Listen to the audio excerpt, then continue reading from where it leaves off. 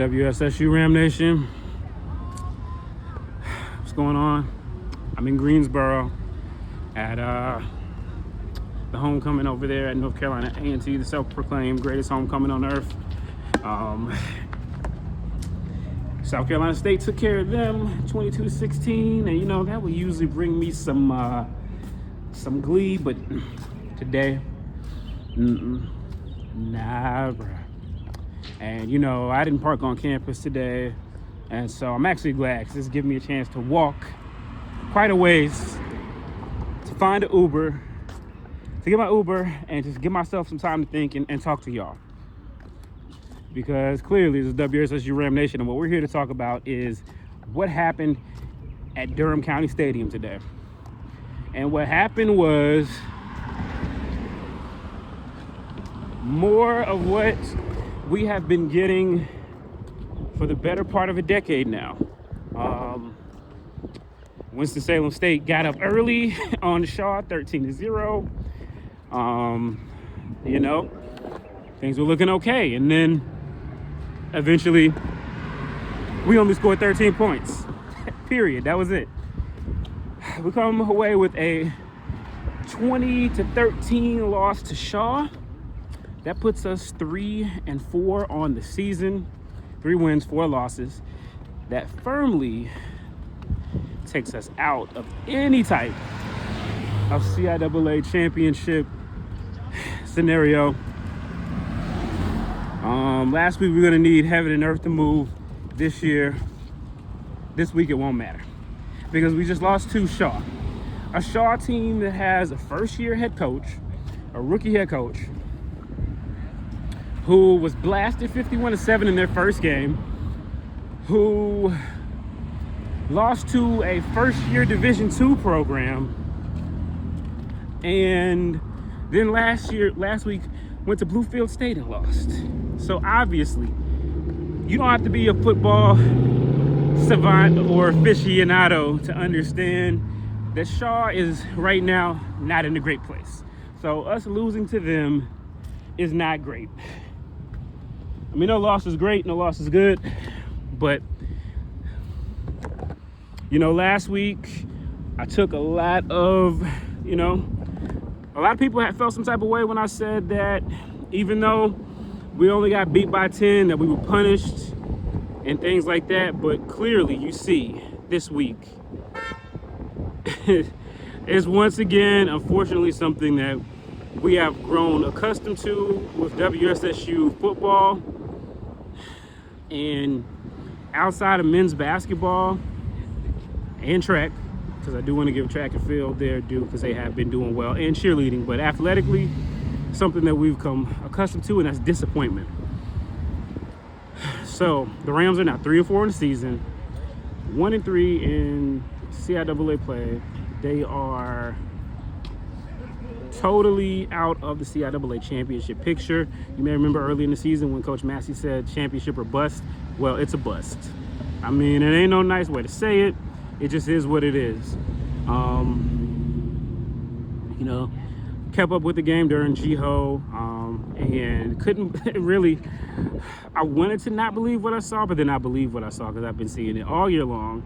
And to be honest, the entire tenure of head coach Robert Massey, because that's really where we are now. It's bigger than a game. It's bigger than a season. We are at a point now, and we've been at this point for years, to be honest with you, but we're at a point now where we're at a championship game picture. We have not been to the CIAA championship game since 2016, and we're not going this year. And for other programs in the CIAA, that might be acceptable, that might be normal, or it might just be what they've come to expect, but not at Winston-Salem State. At some point, we have to say enough is enough and figure out what it is that we can do to make our football program a product that people want to buy into and believe in. Because to be honest with you, it hasn't been that for the better part of a decade. Let's just be real. And it's not really just one person to blame for it. You know, but yeah, we are just in a place where there has to be a change, and it has to be impactful, and it has to be meaningful. People have to decide whether You know, we talk about protecting the legacy, whether that's just a slogan, it sounds nice to say, or whether or not we're going to do it. You know, this is the last year for Coach Massey's contract, and I just, be honest with you, I don't see how they could justify bringing him back. Honestly, I don't see how they justify bringing him in as the full-time head coach, because unfortunately, outside of last season, we've got more of the same that we got back in 2019, that we got in 2021, and that we got in 2022 and 2023. So, meanwhile, we have the highest ticket prices in the CIAA, and we have, and we just, like, changes have got to be made. And, you know, WSSU is a great place. People want to be there. They want to work there. They want to go to school there. I get it. And, you know, when we like people, sometimes it can be hard to send them on their way or start over. But this is beyond that. You know, this is beyond that. This is, hey, we have to decide. Our football product has been mediocre to bad since 2018, I would say. Mediocre to bad. 2018, we were 5-4, so that was mediocre. Last year, you know, all well and good, but 7-3, no championship games. Everybody is getting wins on us. You know, it's just not acceptable. And so, you know, that is going to be in the hands of several people.